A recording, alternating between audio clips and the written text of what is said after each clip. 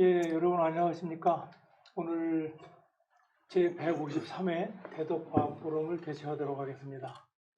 저희가 코로나 때문에 계속 비대면으로 진행을 하고 있습니다만은 그래도 꾸준히 참여하시고 많은 격려를 해주신 분들께 감사를 드립니다. 오늘은 특별히 저희가 이번 올해 여름이 비가 특별히 많았었습니다. 그리고 또 갑자기 이제 막 추워지고 그렇게 됐죠. 근데 이런 기후 관련돼 가지고 많은 분들이 걱정하시는 게 지구 온난화 문제입니다. 지구 온난화 문제인데 지구 온난화 문제는 인간이 삶을 윤택하게 하기 위해서 에너지를 충분히 쓰는 한은 도저히 일단은 피할 수 없는 저희가 대면해야 될 가장 큰 도전입니다. 근데 이 지구 온난화에 가장 큰 영향을 미치는 게 결국 인간이 우리의 삶을 윤택하게 만들 때 꼭 필요한 에너지인데 에너지 생산을 하는데 어쩔 수 없이 수반되는 게 지금으로서는 대량의 CO2입니다. 그래서 궁극적으로 인간이 우리가 이 우주에서 살고 있는 한 이렇게 CO2를 만들어내지 않고 깨끗한 에너지로서 앞으로 우리뿐만 아니라 우리 후손에게도 이 지구를 깨끗하게 물려줄 수 있는 그런 에너지가 뭔가 할 때 궁극적인 그 답으로 나오는 것이 우리가 많이 얘기하는 게 핵융합 에너지입니다. 이거는 지금 뭐 많이 논란도 되고 있습니다만은 원자력 에너지 중에 하나긴 하지만 일반적으로 원자력 에너지하고 조금 더 다른 방사선 문제도 좀 훨씬 비켜갈 수 있는 또 폐기물 문제도 훨씬 덜할 수 있는 굉장히 많은 것들을 해결할 수 있는 그런 에너지가 되겠습니다. 그래서 오늘은 특별히 이 핵융합 사업을 끌고 가고 있는 우리나라의 국가핵융합연구소의 중요한 분들을 몇 분 모시고 우리나라에서는 이 핵융합 에너지에 대한 기술 개발이 어떻게 돼가고 있는지 그리고 또한 이거는 한 나라만 하기에는 너무나 큰 프로젝트이기 때문에 결국 전 세계에 많은 나라가 힘을 합쳐서 진행을 하고 있습니다만은 이터라는 사업이 있습니다. 그 사업이 어떻게 추진되고 앞으로 전망이 어떤지 이런 부분에 대해서 같이 오늘 알아보고 여러분들과 함께 또 중간중간에 문제를 같이 풀어가면서 또 즐거운 시간을 가져보도록 하겠습니다. 오늘 우선 이 자리에 초대를 해드린 몇 분을 소개를 하도록 하겠습니다. 저희 오른쪽부터 해서 정기정 지금 국가핵융합연구소의 그 ITER이라는 이터 한국사업단 단장을 맡고 계십니다. 정기정 박사님은 사실 원자력 연구소에 원래 화학공학을 하셨는데 원자력 연구소에서 쭉 근무하시다가 지금은 국가 이 핵융합 연구소로 옮기셔서 이터 사업을 맡고 계시고요. 오늘 중요한 발표를 해주시겠습니다. 그 오른쪽에 계신 분이 이혼권 박사님이시고 지금 국가핵융합연구소 부소장을 맡고 계십니다. 이 부소장님께서는 사실은 국가핵융합연구소 부소장만이 아니라 이터 이사회 경영자문위원회라든가 이런 국제 지금 이터 사업에도 아주 깊숙이 관여를 하고 계시는 한국 대표단으로 활용을 하고 계십니다. 그리고 제 왼쪽에 계신 분이 김현수 박사님이신데요. 김현수 박사님은 원래 기계 쪽을 전공을 하셨는데 지금은 그 국가핵융합연구소에서 어떻게 보면 핵심 사업인 그 토카막 뭐 나중에 어려운 단어니까 제가 설명드리긴 그렇고 나중에 알아보시기로 하고요. 그런 가장 핵심적인 부분을 설계하고 지금 뭐 이끌어가고 계신 분입니다. 그리고 이제 저희 그 왼쪽에 저 끝에 앉아 계신 분이 유성택 상무님인데 KAT라는 회사입니다. 아마 이게 국가적으로 수요가 굉장히 많은 부분을 지금 뭐 담당하는 데가 아니고 아주 최첨단의 특수 분야를 담당하는 부분이기 때문에 많은 분들이 익숙치 않은 회사가 되겠습니다만은 우리나라에서는 유일하고 세계에서도 이런 제품을 만들어낼 수 있는 회사가 단 6개밖에 없는 그런 아주 특수한 제품, 이터 사업하고 국가핵융합연구소에 없어서는 안 되는 제품을 만들어내는 KAT라는 회사의 유성택 상무님입니다. 그래서 오늘은 우선 첫 번째로 정기정 박사님을 모시고 우리가 핵융합 에너지 또 그거 핵융합 에너지를 궁극적으로 꼭 피우게 만들 이터 사업에 대해서 먼저 발표를 듣고 이어서 다른 분들과 함께 논의를 해 나가도록 하겠습니다. 우선 정기정 박사님을 모시겠습니다. 네, 감사합니다. 반갑습니다. 이제 막 사회자께서 소개해 주신 정기정 이터 한국 사업단 단장입니다. 오늘 이렇게 좋은 자리에 초청을 해주셔서 너무너무 감사드리고 여기 타이틀에서 얘기하는 것처럼 대덕 과학 포럼인데 오늘은 아마도 상당히 엔지니어링이나 또 산업적 측면에서의 얘기를 좀 더 할 수 있는 기회가 있지 않을까 이런 생각이 듭니다. 아마 우리 이 유튜브를 보시는 분들 입장에서는 조금은 생소할 수도 있을 것 같다. 과학 얘기가 아니고 엔지니어링 얘기가 더 많을 것 같긴 합니다. 그렇지만 그런 것을 보완하기 위해서 지금 소개해 주신 이원곤 우리 국가핵융합연구소 부소장님께서 또 핵융합이 과연 뭔가 이론적으로 그런 것들을 좀 설명을 드리도록 그렇게 하고 또 이터 사업은 아까 말씀드린 대로 엔지니어링이고 산업적 측면에서의 접근이 굉장히 크기 때문에 그 중에서도 가장 중요한 진공용기 제작 현황이나 이런 것들을 좀 설명을 드릴 기회가 있는 것이 좋겠다 해서 우리 김현수 박사님을 초청을 드렸고 그 다음에 아까 사회자께서도 설명을 하셨습니다만은 KAT라는 초전도 선재를 만드는 회사를 초청을 했습니다. 그 이유는 정말로 성공적으로 이터 사업에 기여를 해주었고 그것이 어떻게 보면은 이터 사업 내에서도 굉장히 회자되는 그런 회사이기 때문에 초청을 해서 앞으로 어떤 그 개발 현황이나 또 미래에 대해서도 좀 얘기를 듣는 것이 좋겠다 이런 생각이 듭니다. 그래서 오늘 제가 발표드릴 내용은 타이틀을 보시면은 이제 이터 사업 추진 현황 및 그 이후 라는 제목을 붙여봤습니다. 왜냐하면은 이터 사업이라는 것이 단순하게 세계 7개 그 회원국들이 모여가지고 이거 하나 짓고 그만두자 이런 뜻이 아니라 미래를 쳐다보고 그러면은 이 이터 사업을 추진한 다음에 과연 어떻게 갈 것인가 이런 것들을 얘기하기 위해서 만들고 있는 그 국제 공동협력 사업이기 때문에 그 이유가 아직은 굉장히 구체적이진 않지만은 그래도 이해를 할 필요가 있다 이런 생각이 들어서 그 이유란 단어를 붙여봤습니다. 자주 이제 목차에 대해서는 이터 사업 계획에 대해서 말씀을 좀 드리고 그 다음에 이터 기구가 어떤가 그리고 건설 현황이 어떤지 그 다음에 세 번째로 가서는 그러면 우리가 이터 사업에 한국이 어떻게 기여하고 있는지 하는 것을 좀 설명을 드린 다음에 마지막으로 아까 말씀드린 이터 사업 이후에는 그러면 회원국들이 어떻게 갈 것인가 하는 부분에 대해서 설명을 드리도록 하겠습니다. 우선 이터 사업 대부분 어느 정도는 오디언스께서도 이해를 하시고 계시는 분들도 계시겠습니다만은 아니면 또 생소하신 분들도 있고 간단하게 요약해서 말씀을 드린다 그러면은 7개 회원국입니다. 한국, 미국, 유럽연합, 중국, 일본, 러시아, 인도 이 7개 회원국들이 참여해서 정말로 인류 역사상 어떻게 보면 가장 긴 제가 여기 60년이라고 얘기했습니다만 어쩌면 그것보다도 더 긴 기간의 사업 기간을 가지고 있고 또 최대 투자입니다. 제가 20조 원을 여기 얘기는 했습니다만 어쩌면 2배가 될지도 모른다. 왜냐하면 각 회원국들의 사업단의 예산이나 이런 것들은 여기 포함이 안 돼 있기 때문에 그래서 과학기술 분야의 국제공동연구개발 사업으로 이게 1988년에 출범을 했으니까 벌써 30년이 지난 거죠. 그래도 앞으로 30년 이상은 더 갈 것이다. 저희들은 그렇게 보고 있습니다. 자, 뒤쪽에 보이는 산들이 하얀 산이 보이는데 저기가 알프스입니다.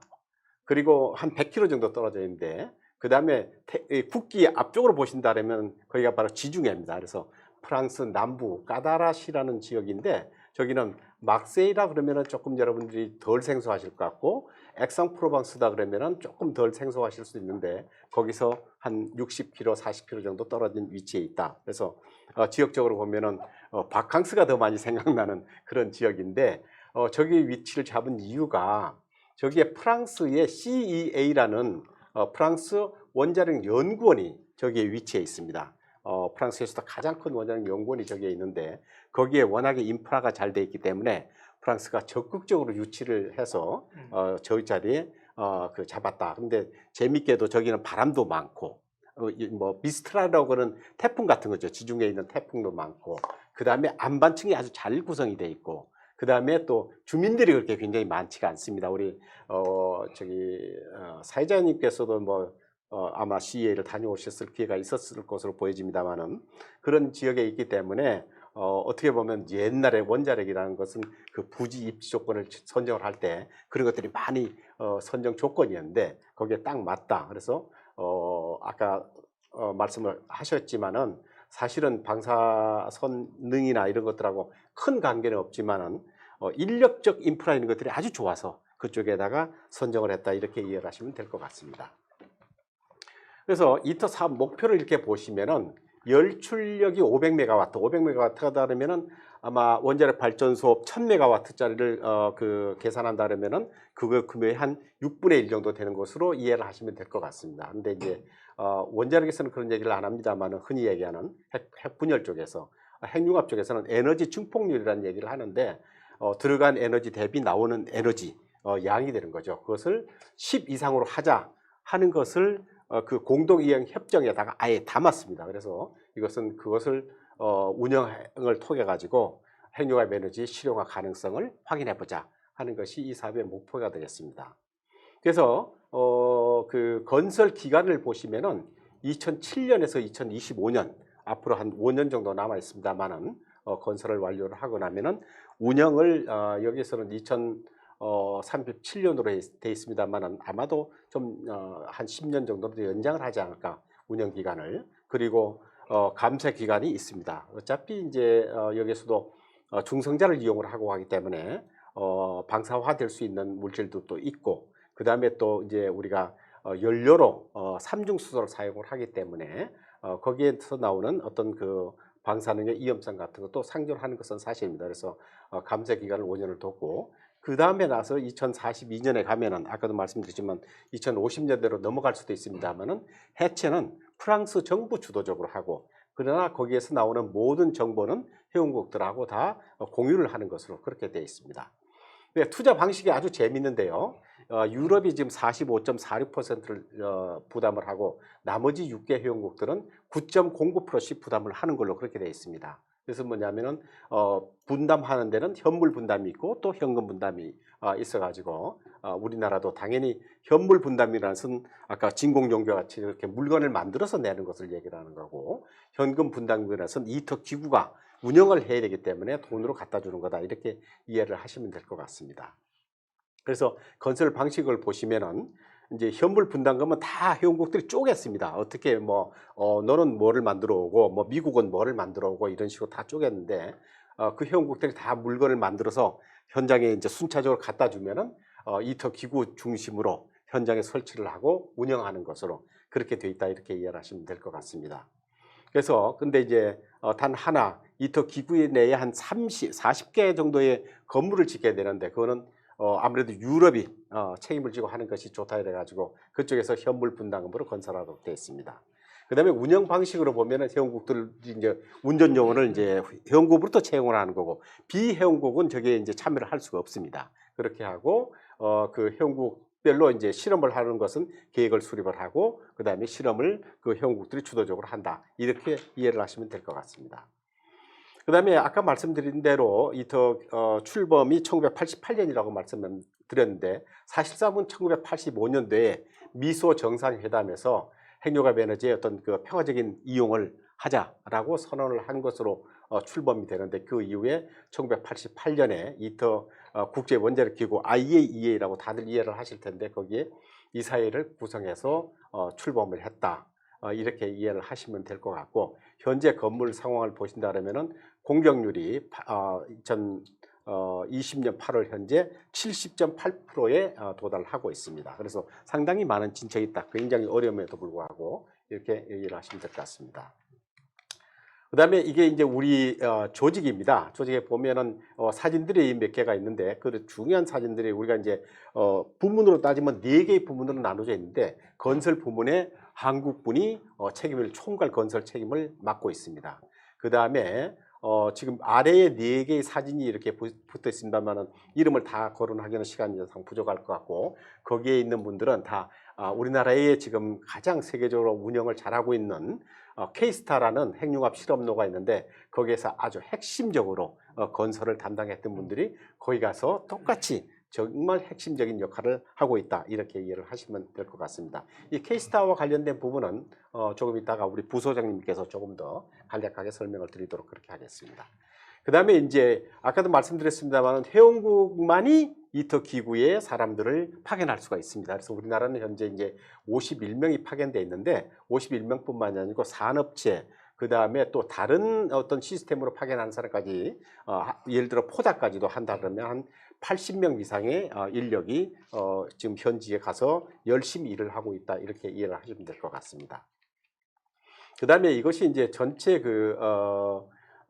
건설 현장을 보여주고 있습니다. 오른쪽 아래에 보시면은 전체 부지는 180헥타르인데 이 부지는 아까 말씀드린 그 CEA 프랑스 원자력 연구소에서 기부 체납을 받는다 이렇게 이해하시면 될 것 같고 그 중에서 42헥타르를 정리를 해가지고 지금 많은 건물들 아까 말씀드린 39개 빌딩들을 제 안에 다 집어넣고 모든 인프라들을 지금 구성을 하고 있습니다. 그래서 중요한 건물들은 이미 다 끝이 났거나 맨 가운데 높이 보이는 건물이 2개가 있는데 하나는 조립 빌딩이 하나 있고 하나는 이제 크라이오 소위 얘기하면 토카막 조금 이따 설명이 간단히 되겠습니다만은 토카막 건물을 짓고 있습니다. 그 안에다가 우리가 핵융합 실험로 장치 토카막이라는 것을 안장을 시키게 되는 거죠.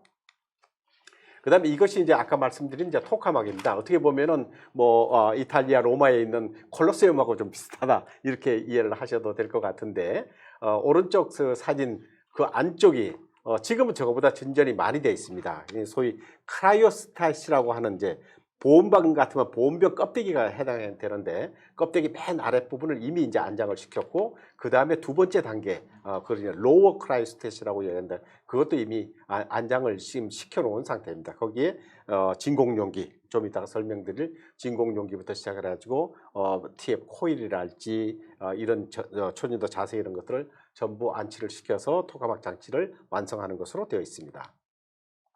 그다음에 이제 회원국들이 물건을 조달을 하다 보니까 굉장히 복잡합니다. 일단 회원국들이 조달 품목을 제작을 하고 나면은 이것을 프랑스에 있는 막세이 근처에 포스항이라고 있는데 거기까지 회원국 주도로 운송을 하고 또 그 포스항부터 이터 현장까지는 한 100km 정도 되는데 그건 육상 수송을 해야 되는데 이것은 유럽 책임으로 되어 있습니다. 여러 가지 비하인드 스토리가 많습니다만은 여기서는 다 말씀드리기가 어려울 것 같습니다. 그 다음에 이제 옮겨지고 나면 장치 조립을 하고 설치를 하고 운영을 하는 것은 이터 기구 책임하에 하도록 되어 있습니다. 그래서 운송 방식을 보면은 이터 이사회가 운송을 총괄하는 어떤 그 지휘 그 회사를 하나 선정을 하는데 그것은 프랑스의 다헤르라는 프랑스 회사입니다. 그리고 다헤르라는 회사가 한국에 있는 운송 파트너를 선정하도록 되어 있는데 그것이 우리나라 부산에 있는 신조 로지텍이라는 회사가 규모는 적습니다만은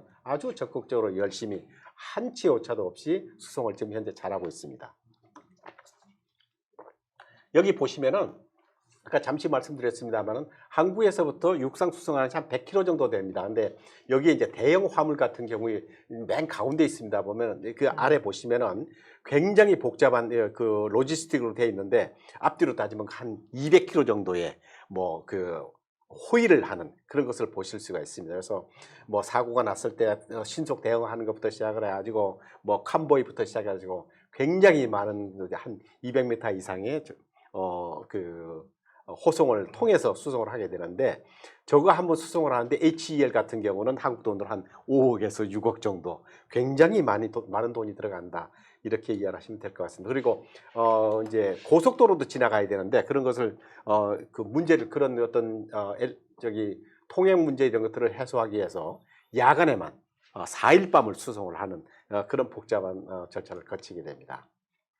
그다음에 이제 내부에 뭐 하나의 예입니다. 이것은 그 SSAT라고 하는데 이것은 이제 섹터 부조립 장비라고 그래가지고 두 개의 장비가 있는데 저것은 한국의 중공업에서 만들었습니다. SFA가 설계를 하고 그 다음에 태경중공업에서 만든 장비인데요. 저기에서 진공용기, 그 다음에 TF 코일이라는 그 초전도 자석, 그 다음에 열차 폐체 이런 것들을 가조립을 먼저 손 조립을 해서 저기 조립된 것이 크레인을 통해 가지고 토카막 이제 장치 안으로 넣어서 설치를 한다 이렇게 이해를 하시면 될 것 같습니다. 이 짧은 시간에 충분히 이해를 하셨을지 모르겠습니다만은 다만 중요한 것은 뭐냐면은 저 SSAT 1, 2 두 개 하나가 높이가 230m나 되는 23m나 되는 거대한 구조물인데 밀리미터 단위의 정확도를 가지고 있습니다. 그렇지 않고는 이제 조립이 어렵기 때문에 해서 태경중공업이나 SFA가 굉장히 성공적으로 잘 만들었다 그래서 어떻게 보면 한국 우리나라 기업들의 큰 성공 사례다 이렇게 이해를 하시면 될 것 같습니다. 그 다음에 이것은 이제 진공용기 섹터 6번입니다. 정말 대단하게 이것을 만드는데 좀 이따가 우리 김현수 박사님께서 조금 더 상세히 설명을 드릴 겁니다만은 여기서는 이제 단순하게 이제 마지막 만들어 가지고 수송을 하는 것을 보여줬었고 10년이 넘도록 이것을 제작을 했다. 그러니까 부품 하나 만드는데 10년이 넘게 걸렸다는 것은 좀 큰 적이는 있는 것은 사실이죠. 그 다음에 제가 조금 빨리 지나간 것 같은데 여기가 지난번에 이제 진공용기가 현장에 도착하는 것을 그것이 기념이 돼가지고 그 조립 착수 기념식을 개최하게 됐고 우리나라에서는 대통령께서 직접 그 축하 메시지를 보내주셨습니다. 그래서 2050년 청정하고 안전한 핵융합 에너지 실현을 위해서 국제사회와 함께하겠다 하는 굉장히 좋은 말씀을 해주셨습니다. 그다음에 이제 이터 한국 사업 현황에 대해서 간략하게 설명을 드리겠습니다. 당연히 우리의 참여 목적은 2030년대나 40년대에 가서 데모를 건설하고 그 다음에 2050년대에 가서 상용 핵융합 발전소를 건설하는 것을 목표로 하고 있습니다. 그래서 거기에 필요한 핵심 기술들을 이터 사업을 통해서 확보를 한다 하는 것이 저희들의 이터 사업 참여 목표입니다. 그것은 어떻게 보면 굉장히 당연하고 아까 우리 사회자께서도 말씀을 하셨습니다만은 우리나라의 현재 에너지 여건 그 다음에 기후 환경 이런 모든 걸로 볼 때 핵융합 에너지는 정말 필요하다가 아니라 필수다. 미래 세대를 위해서는 너무나 우리가 중요한 에너지원이 될 수밖에 없다. 이렇게 말씀드릴 수 있을 것 같습니다. 그래서 우리나라는 2003년도에 이제 우리가 참여를 하겠다.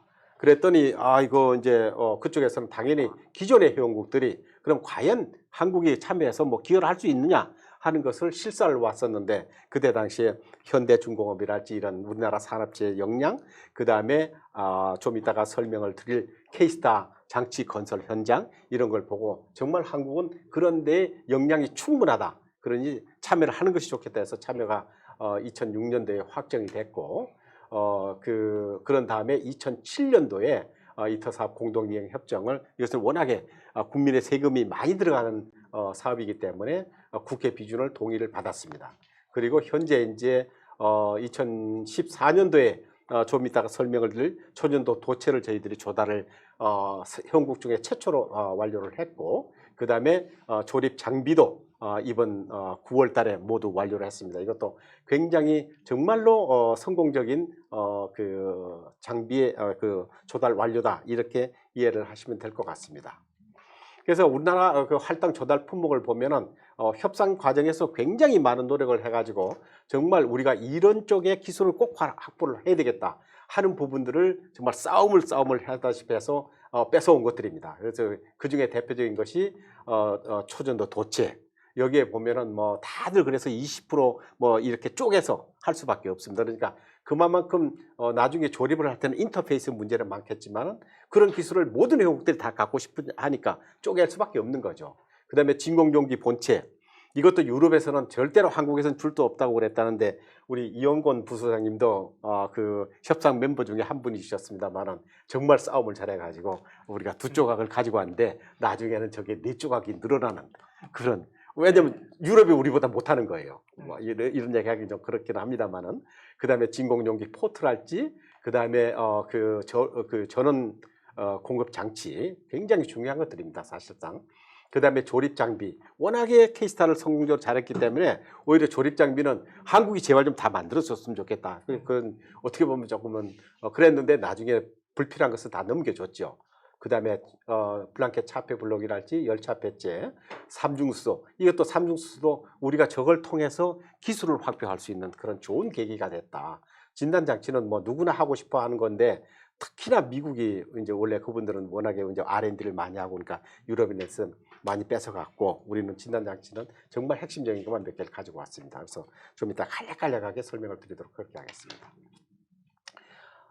초전도 도체 부분입니다. 이것은 우리 유성택 상무님께서 나중에 좀 더 추가적인 설명이 있을 테니까 저는 간략하게 말씀을 드린다 그러면은 우리가 나이비움 3틴이라고 하는 초전도 선재를 제작을 했고 그것을 만들어서 그 다음에 넥상스 코리아라는 데서 케이블링을 하고 그 다음에 그걸 이탈리아로 보내고 그걸 다시 일본에 보내서 다 만든 다음에 프랑스로 보내는 아주 복잡한 절차를 거쳐서 일을 했다. 그런데 그런 복잡한 절차를 다 거쳐가지고 우리는 매우 성공적으로 2014년 12월 달에 한국 최초로 TF 초전도 선재를 완료시켰다. 이렇게 이해를 하시면 될 것 같습니다. 좀 이따가 우리 유성택 상무님의 설명을 좀 듣도록 그렇게 하겠습니다.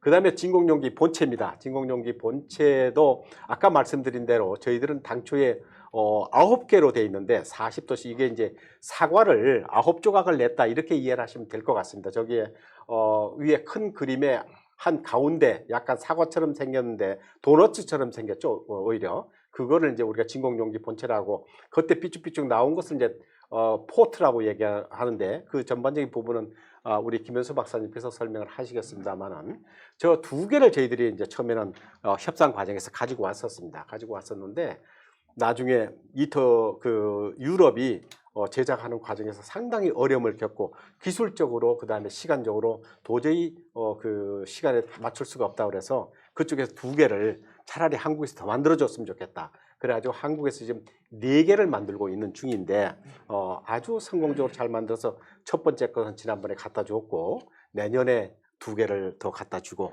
내후년에 마지막 1개를 갖다 주는 일정으로 지금 되고 있습니다. 이것은 김은수 박사님께서 추가적으로 좀 설명을 하시도록 하겠습니다.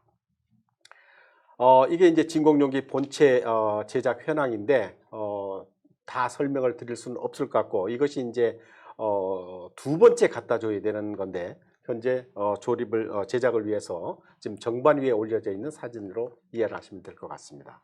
그 다음에 포트라는 것은 뭐냐 하면은 진공용기에 아까 콜로세움 같이 보였다고 하는데 이제 각 다 구멍이 뚫려 있었는데 그 구멍에다가 저 포트라는 것을 갖다가 이제 끼우는 겁니다. 갖다 끼우면 저쪽으로 각종 진단 장치랄지 아니면은 히팅 시스템이랄지 아니면 리모트 핸들링 시스템이랄지 원격 조작 장비 이런 것들이 저 구멍을 통해서 장착이 되게 되겠습니다. 그래서 상부, 중부, 하부 이렇게 되어 있는데 상부 부분은 러시아가 책임을 지고 있고 중부와 하부를 한국에서 책임지고 있는데 동시에 김현수 박사님의 설명을 좀 더 듣도록 그렇게 하겠습니다.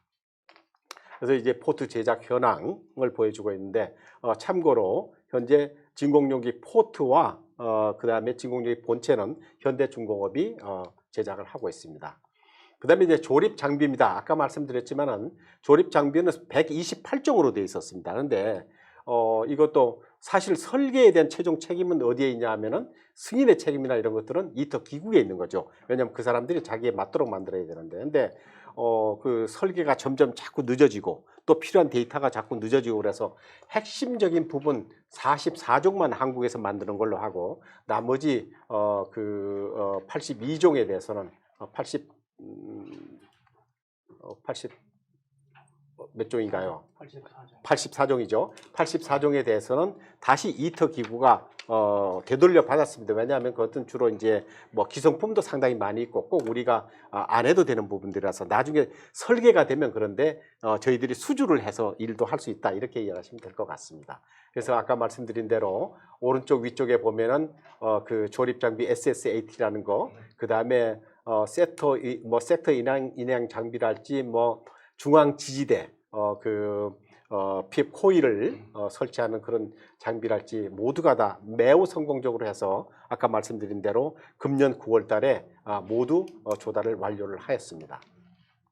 그 다음에 열차 폐체는 잘 아시다시피 한쪽은 뭐 1억도다, 1.5억도다 이렇게 얘기를 하고 있는데 한쪽은 또 마이너스 뭐 269도다. 그러니까 양쪽에 익스트림한 어떤 그 정말 극단적인 온도 체계를 가지고 있는 것이 토카막 장치죠. 그러려 그러면은 여기에 열 전달이 정말로 극단적으로 없어야 된다. 그래야 장치들이 제대로 작동이 될 수 있기 때문에 열차 폐체를 특히 TF 코일 양쪽에다가 설치를 해야 됩니다. 그래서 이것도 굉장히 고도의 기술을 요하는데 한국에서 수주를 해가지고 정말 성공적으로 지금 거의 99% 다 만들어서 내년 2월 3월 경이면은 조달이 완료가 됩니다. 실질적으로. 그래서 저희들도 이 열차 폐체 역시 이제 조달 완료 품목으로 넣을 수 있는데 정말 잘 만들어서 하나하나를 이렇게 보면은 예술품에 가깝습니다. 왜냐하면은 장비도 예쁘지만은 그거를 전부 나중에 은도금을 다 하거든요.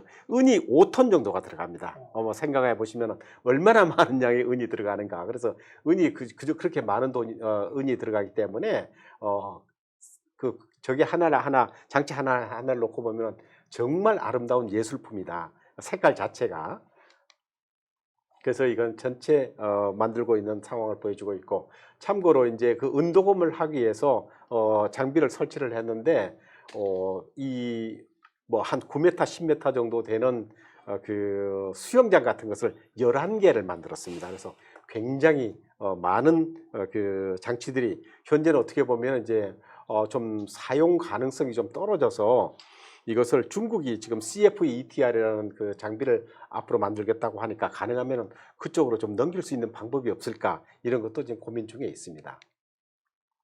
그 다음에 전원 공급 장치는 어떻게 됐건 어떤 TF 코일이나 뭐 CS 코일이나 그 다음에 그 PF 코일이나 이런 것들이 전원이 공급이 돼야 되기 때문에 이것은 한국하고 중국이 나눠서 조달하는 걸로 그렇게 되어 있습니다. 그래서 우리나라는 거의 뭐 변압기는 이미 효성중공업에서 만들어서 거의 다 갖다 줬고 나머지 하나가 남아 있는데 그것은 내년 한 2, 3월 정도에 조달을 해서 완료를 하는 걸로 되어 있고 현재 컨버터는 순차적으로 제작을 해가지고 운송을 하고 현장에서 지금 이미 조립이 시작되어 있습니다. 그런데 유일하게 이것은 우리나라가 조립까지도 그 책임을 맡고 있습니다. 그래서 그런데 우리나라 그 어떤 또 사람들을 보내서 하는 것은 여러 가지 법적인 문제나 이런 복잡성이 있어가지고 유럽에 있는 회사를 하청으로 선정을 해가지고 그 회사가 지금 조립 중에 있습니다. 아주 성공적으로 잘하고 있습니다. 이런 것들은 이제 각종 그 전원 공급 장치를 제작하고 있는 모습인데 참고로 이것은 한국에서 다원시스라는 회사고 다원시스는 자주 얘기를 합니다만은 K스타와 이터로부터 만들어진 회사다. 그런데 지금은 굉장히 성공을 하고 큰 회사로 성장을 했죠. 그래서 뭐 지금 이제 지하철 사업에도 참여를 하고 있고 그 기술을 활용을 해서 지금 이제 중견기업 이상이고 뭐 지하철 어떤 철도 차량 수주량으로 본다 그러면 뭐 내년이면 1조를 달성한다 뭐 그렇게 한다 그러니까 굉장히 성공한 그러니까 이것만 해도 이터나 K스타는 큰 기여를 했다. 국가 어떤 그 산업 발전에도 이렇게 말씀드릴 수 있을 것 같습니다.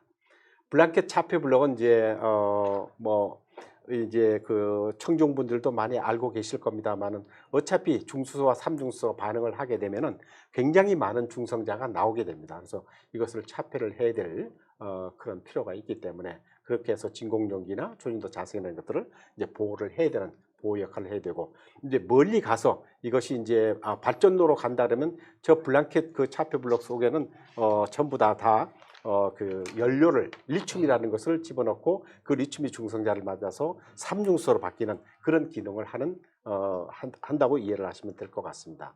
이것은 2025년 최초 플라즈마 이후에 우리가 갖다 줘도 되는 거기 때문에 지금 이제 프로토타입을 만들어서 성공적으로 했고 이제 양산 체제에 돌입을 한다 이렇게 이해를 하시면 될 것 같고 왼쪽 위에 사진을 보시면 다 이 프로토타입을 만들어서 성공적으로 그 서티피케이트를 받았다 이렇게 이해를 하시면 될 것 같습니다. 그리고 이런 것들이 제대로 작동을 하기 위해서는 저 안에 많은 그 매니폴드들이 들어가거든요. 그래서 이런 것들이 그 고온 헬륨 누설 설비를 통해서 정말 새는 게 없는지 여기서 누설은 항상 어디든 누설은 최고의 리스크입니다. 그래서 누설이 없도록 해야 되는 것이 굉장히 중요하다.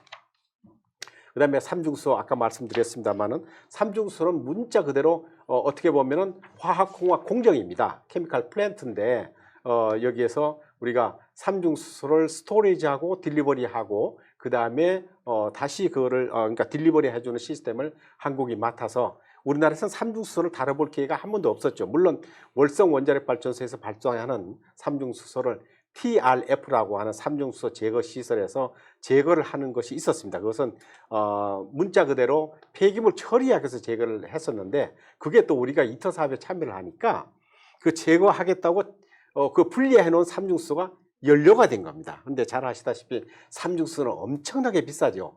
킬로그램당 뭐 1,000억 정도 된다고 봐야 될까? 아니면 뭐 정확하게 가격은 없습니다만은 최소한 600억에서 1,000억은 되지 않을까? 그렇다면 우리가 한 7kg 정도 공급을 한다고 생각한다면 3, 4천억의 어떤 그런 그 수주 아니면 수출 효과가 발생할 수도 있다 이렇게 예측이 됩니다. 어떻게 됐건 지금 현재 삼중수소 SDS를 위해서는 연구 단계에 있습니다. 왜냐하면 이것도 2030년대 근처에 가서 우리가 설치해야 되는 장치이기 때문에 시간적으로 여유가 있고 그래서 현재는 여러 가지 연구 개발을 하고 있는데 재밌는 것은 이 연구 개발비를 이터 기구에서 많이 받아서 수행을 하고 있고 여기서 받은 돈으로 저희들이 그 원자력 연구원에 한번 큰 과제를 준 적이 있었죠. 그래서 원자력 연구원에서도 크게 한번 언론에 보도를 한 적이 있고 그때 한 우리나라 돈으로 한 60억 정도 되는 걸로 기억이 나는데 그래서 원자력 연구소가 설립된 일에 가장 큰 해외 연구개발 과제를 수주했다 이런 것들이 언론에 크게 보도된 적이 있습니다.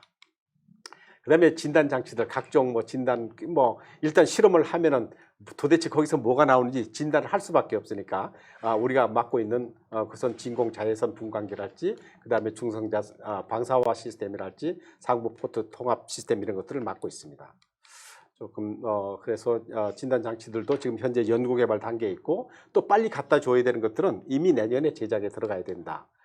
그 다음에 이제 테스트 블랑켓 모듈이라고 해서 여기는 이제 가장 간단하게 말씀을 드리면 저 속에다가 그 리튬을 넣고 그 리튬이 중성자를 맞아서 그러니까 중성자는 중수소와 삼중수소 반응을 해서 나오는 중성자죠. 그것이 삼중수소를 만들면은 그 삼중수소를 분리해서 다시 이제 핵융합로 속으로 넣어주는 그런 시스템으로 돼 있는데 이것이 얼마만큼 잘 중성자를 맞아서 TBM 그 리튬이 삼중수소 바뀔 것인가 하는 것을 연구하는 장치다 이렇게 이해하면 되시고 그런 연구 개발은 현재 유럽하고 협력을 통해서 하자 이렇게 해서 지금 유럽하고 한참 협력 상황을 논의하고 있는데 여기에도 우리 이용건 부서장님께서 크게 기여를 하고 계십니다.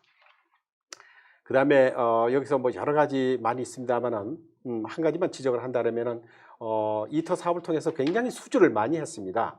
이것이 뭐 처음에 그렇게 이렇게 예측을 하지는 않았습니다만은 지금 현재 보면은 140건에 약 6,244억 금년을 넘으면은 뭐 6,300억, 6,500억 가까이 될 것으로 보여지고 있습니다만은 또 삼중수소를 넣으면은 거의 1조에 가까운 수주를 하지 않을까. 굉장히 큰 돈입니다. 뭐 저희들 입장에서 본다 그러면 국가 전체로 보면 아무것도 아니지만 근데 그런 것들이 중요한 것은 뭐냐면 국가 산업 발전이나 이런 데도 도움을 주지만은 특히나 우리가 돈을 주고 배워야 될 것을 돈을 받고 기술을 확보한다. 이런 측면으로 본다 그러면은 수주가 갖는 그 어떤 물론 기업 입장에서 보면은 그것이 뭐 고용 창출에도 기여를 하고 되게 하지만 기술력 향상에도 기여를 하지만은 저희들 입장에서 보면은 돈을 주고 배워야 될 것을 돈을 받고 배운다. 이것이 가장 큰 그 보람이 아니냐 이렇게 생각이 듭니다. 그래서 뭐 신산업 창출에도 많이 기여를 했다. 이터 사업은 워낙에 큰 사업이기 때문에 저희들은 그런 쪽에 큰 보람을 느낍니다. 문재인 대통령께서도 앞에서도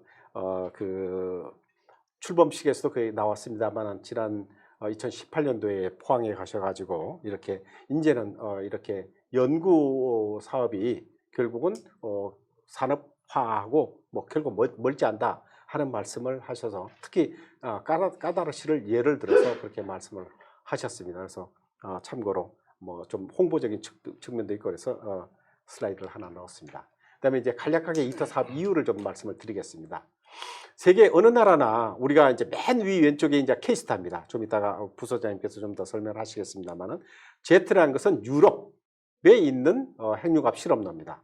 그 다음에 JT60SA 제가 그렇게 썼는데 이것은 일본에 있는 핵융합 실험 장치고 이스트라고 하는 것이 이제 중국에 있는 겁니다. 그래서 이 모든 실험 장치들이 이제 미래에는 데모로 가고 그 다음에 핵융합 발전로로 갈 겁니다. 그런데 모든 장치들이 다 이터를 통해서 갈 수밖에 없다. 그래서 이터는 굉장한 징검다리다. 그렇게 이해를 하시면 될 것 같고 저희들도 그런 목적 하에 이터 사업에 참여를 했다라고 이해하시면 될 것 같습니다. 유럽은 지금 목표는 2050년대에 드디어 이제 발전을 하자 하는 그 마일스톤을 가지고 있고 이것은 그냥 참고로 저희들이 자료를 다 넘겨드렸으니까 참고로 보시면 될 것 같습니다. 그 다음에 재밌는 것 중에 하나가 영국입니다. 영국이 잘 아시다시피 이제 그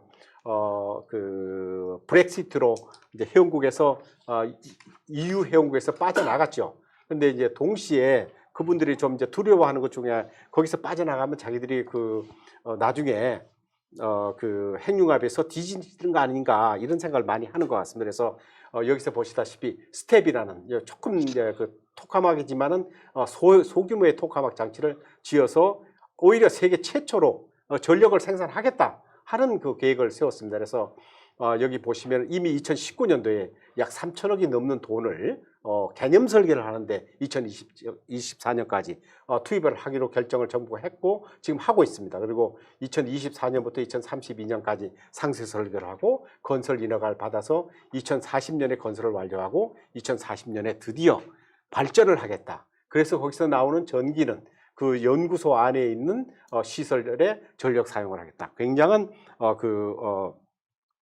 지금 어떻게 보면 제일 먼저 치고 나갔다 이렇게 이해를 하시면 될 것 같습니다. 근데 더 무서운 데는 좀 이따가 설명을 일본 역시 2050년대 여기는 딱 시기를 얘기하지 않았습니다. 아마 2050년대가 넘어갈 것이다 이렇게 보이는데 뭐 잘 아시다시피 또 일본은 뭐 빨리 가는 것도 있지만 또 신중한 것도 많다. 그래서 충분히 이터로부터 오는 실험 그 결과들을 활용할 것으로 그렇게 보여집니다. 근데 이제 놀라운 것은 중국입니다. 중국은 아까 잠시 말씀을 드렸습니다만 CFETR이라는 저 중간에 별표가 있는 저러한 어떻게 보면은 실험로를 건설을 하겠다는 것도 1단계, 2단계로 해서 하겠다고 하는데 그리고 2050년대에 가서 이제 발전로를 짓겠다. 그래서 전기 생산은 조금 늦을 수는 있습니다만은 투자는 어마어마합니다. 이 뒤에서 이 CFETR이라는 것을 짓기 위해서 어떤 노력을 하냐면은 연구시설을 먼저 짓겠다. 그래서 금년 말까지 연구시설이 지금 완료가 되는데 그것을 여기서 말씀드렸듯이 크래프트라는 한 장치를 지금 짓고 있습니다. 여기에 약 1조 원, 우리나라 돈으로 1조 원이니까 그쪽으로 본다 그러면은 1조 원도 거의 뭐 2조, 3조 정도 되는 돈이죠. 굉장히 그 다음 슬라이드에 보시면은 건설 현장을 이렇게 보시면은 저도 지난 12월 달에 다녀왔습니다만 그때는 코로나 문제가 없었을 때니까 다녀왔습니다만은 저기에 있는 그 건물들이 이미 다 거의 완성 단계에 돼 있고 지금 이제 거기에 실험 장치나 이런 것들을 넣고 있다 이렇게 이해를 하시면 될 것 같습니다.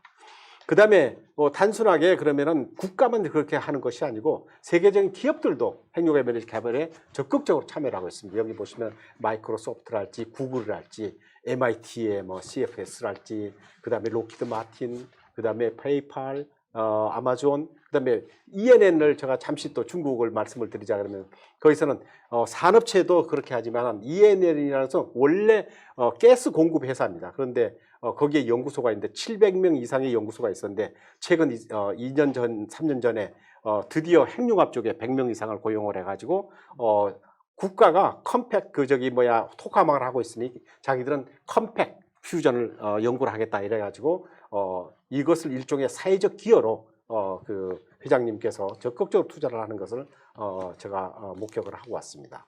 그다음에 그럼 우리나라는 어떻게 할 것이냐? 우리나라는 잘 아시다시피 K스타를 2020년 30년대 2020년대 뭐 계속 운영을 하겠습니다만, 그다음에 2020년대 30년대는 이터 사업을 하고 30년대 40년대 데모를 짓겠다 하는 것이 현재 계획입니다. 그리고 상용화는 2050년대를 생각을 하고 있습니다. 그러면 2060년 근처에는 발전을 할 것으로 기대를 하고 있습니다.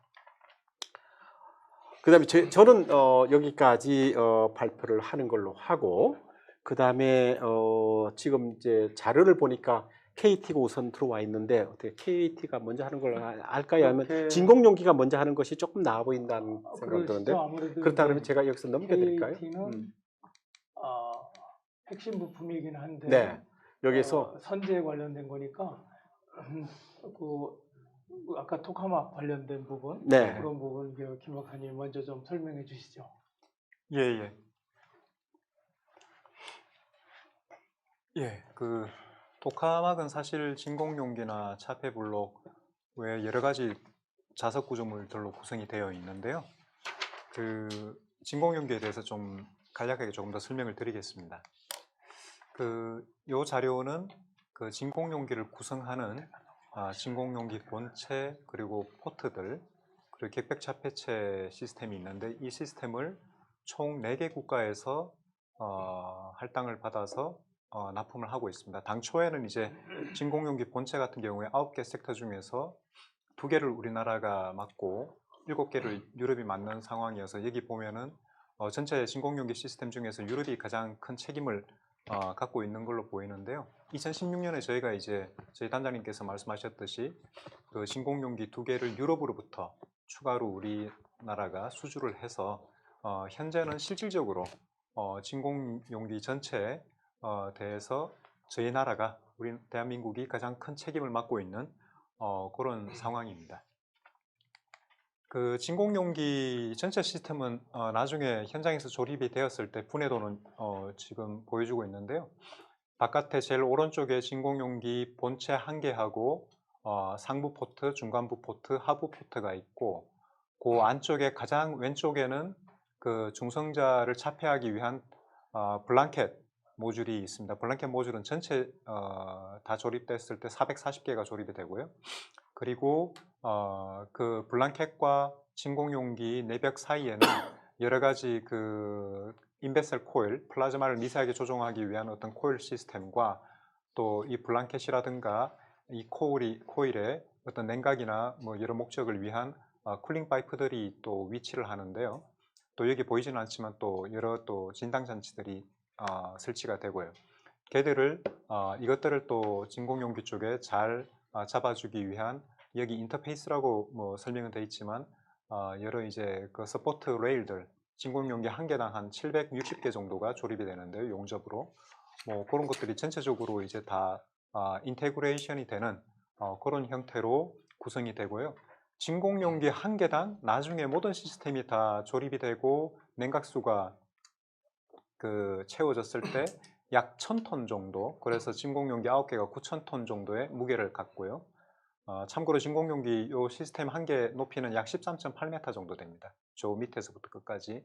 근데 이 진공용기 안쪽에 그 저희가 흔히 얘기하는 1억 5천도 이상의 고온 플라즈마가 생성이 되고요.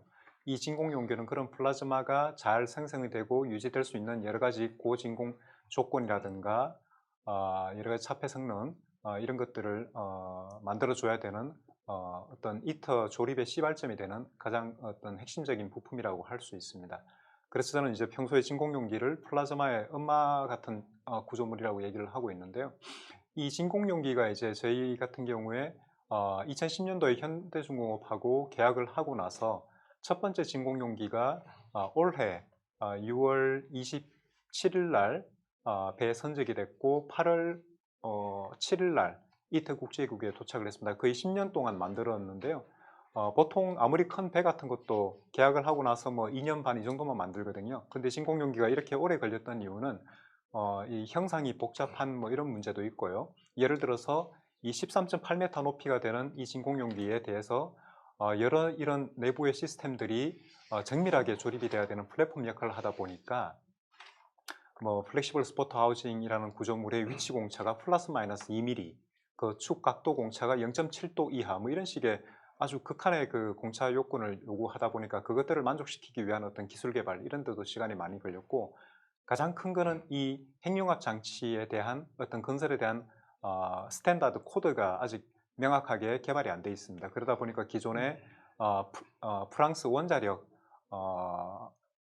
그 건설에 적용을 하던 코드를 프랑스가 결정하는 것으로 적용하는 것으로 결정을 했고, 그러다 보니까 여러 가지 이제 그 어려운 그 프랑스 원자력 법령상의 요건들 100% 용접부에 대한 볼륨메트릭 검사라든가 이런 것들을 만족시키기 위한 어떤 기술 개발, 그리고 그 하나하나의 제작 과정들을 모두 문서로 저희 국가핵융합연구소, 그리고 이터 국제기구, 그리고 프랑스 원자력 청의 위임을 받은 AMB라는 기관으로부터 다 승인을 받아야지 한 계단 한 계단 나갈 수가 있거든요. 그걸 또 문서화해가지고 또 다 승인을 받아야 되고, 그런 과정들이 있어가지고 저희가 10년이나 걸렸고, 유럽은 저희보다 지금 조금 더 어려운 상황에 있는 그런 상태입니다.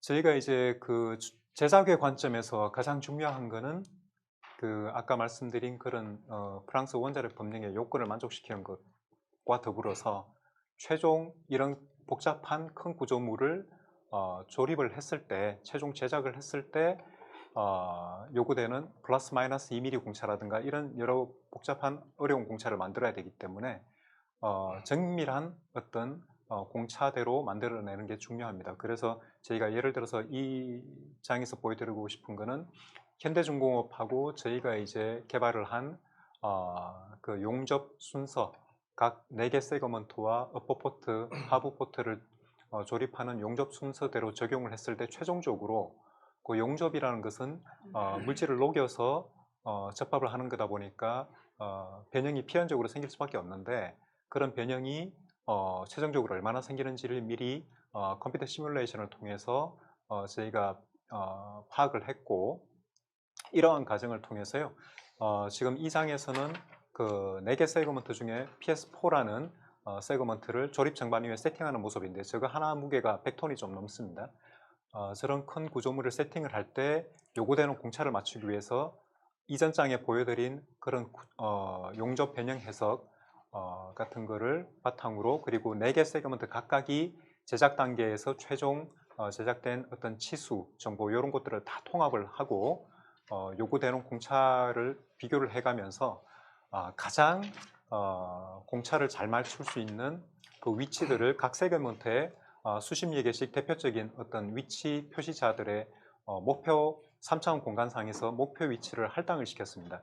그래서 그 목표 위치에 갖다 놓을 수 있도록 이런 조립 과정과 그리고 그 레이저 스캐닝을 이용한 치수 위치상의 어떤 3D상의 위치를 계속 파악을 해가면서 최종 치부를 세팅을 했고, 그 다음에 용접을 했습니다.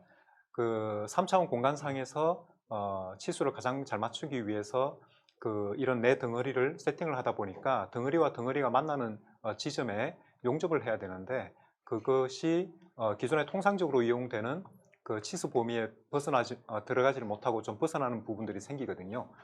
그런 통상적으로는 2개 용접이 되는 지점에서 이 갭이 2mm에서 4mm 사이에 있어야 되고, 이 미스얼라이먼트는 0에서 3mm 사이에 있어야 되는데, 그거를 더 벗어날 수밖에 없는 최대 21mm까지 벗어나는 상황이 생겨서 그런 상황에서도 용접이 결함이 하나도 없이 이 두께 60T 316LNIG 스테인리스 스틸에 용접이 가능하도록 할 수 있는 기술을 저희 정말 그 기술이 뛰어난 현대중공업 용접 엔지니어들이 기술을 개발을 했고 성공적으로 잘 완료를 했고요. 그 용접된 결과에 대해서 100% 볼륨을 모두 엄격하게 검사를 해서 결함이 없다는 것을 다 증명을 해서 승인을 받아서 제작을 완성을 했습니다. 10년에 걸쳐서. 예, 감사합니다. 아마 지금 시청하고 계신 분들이 뭐 제가 봐도 저 복잡해가지고 그렇습니다. 뭐 그래픽으로 이렇게 보여주고 계시는데 굉장히 사실 복잡하고 워낙 그 고도의 기술이기 때문에 여기 계신 전문가분들께서 가능한 한 쉽게 설명하시는데도 쉽지 않은 것 그럴 것 같아요. 같습니다. 그래서 계속 그냥 진행을 하면 이게 너무 복잡하고가 이게 머릿속에 다 안 들어가기 때문에 간단히 여기서 잠깐 퀴즈를 한두 개 네. 해서 머리를 조금 풀고 가는 게 어떨까 하는 생각을 합니다. 네. 혹시 지금 준비되나요? 예. 예, 그럼 뭐 퀴즈 우선 간단한 거 한번 여러분들에게 드리도록 하겠습니다. 그 퀴즈는 우선 김 박사님이 준비하셨다고 예, 예. 들었으니까 한번 말씀해 주시죠. 예, 저희 아까 우리 단장님께서 설명해 주신 자료에 힌트가 있는 문제인데요. 지금 전 세계에서 현재 운영 중인 핵융합 실험 장치 중에서 가장 고성능을 자랑하는 장치가 저희 국가핵융합연구소에 있고 지금 운영 중에 있습니다. 근데 그 이름이 무엇일까요? 1번 K-팝, 2번 핵융합은 태양이니까요. K-선, 3번 K-스타, 4번 K-퓨전. 자, 보겠습니다. 하나, 둘, 셋. 예, 끝났습니다. 답은 K-스타입니다. K-스타. 뭐 98%나 대단하네. 보니까 뭐 아까 정기정 단장님이 너무 설명을 잘해 주셨던 것 같은데 딴 거보다 아마 우리나라가 자랑할 만한 또 기술 중에 하나고 지금까지 여러 번 누누이 쭉 지금까지 설명해 주셔서 말씀하셨는데 이건 정말 어떤 나라도 가보지 않은 길을 같이 그렇습니다. 손잡고 네. 가는 거거든요. 그러다 보니까 초정밀 기술, 아주 그냥 진짜 아주 극도의 어려운 그런 기술들을 새로 개발도 하고 또 그렇게 개발된 기술을 또 합쳐가고 이렇게 하고 있는데 그런 데서 우리나라의 역할 쭉 얘기 들으셨는데 저도 다시 봤지만 대단한 것 같습니다. 저도 하여튼. 자, 그럼 혹시 이거 너무 쉬운 문제여갖고 좀 뭐 시청자분들께서 이 정도 갖고는 머리 썼다고 할 수가 없다 하실 것 같아요. 그래서 조금 그 다음에 조금 더 난이도를 높여서 한번 두 번째 질문 한번 해주시죠. 예, 두 번째 문제를 내겠습니다. 그 두 번째 문제는 이터나 이런 핵융합 장치가 핵융합로가 운전 중에 1억도의 핵융합 플라즈마를 가두는 진공 용기에 이게 이제 원자력 발전소의 원자로에 해당을 하는 구조물인데요. 예, 만약에 구멍이 생기면 어떤 일이 생길까요? 1번 아무 일 없이 계속 운전할 수 있다. 2번 1억도의 플라즈마가 꺼져버린다. 3번 핵융합 장치가 폭발한다. 자, 됐습니다.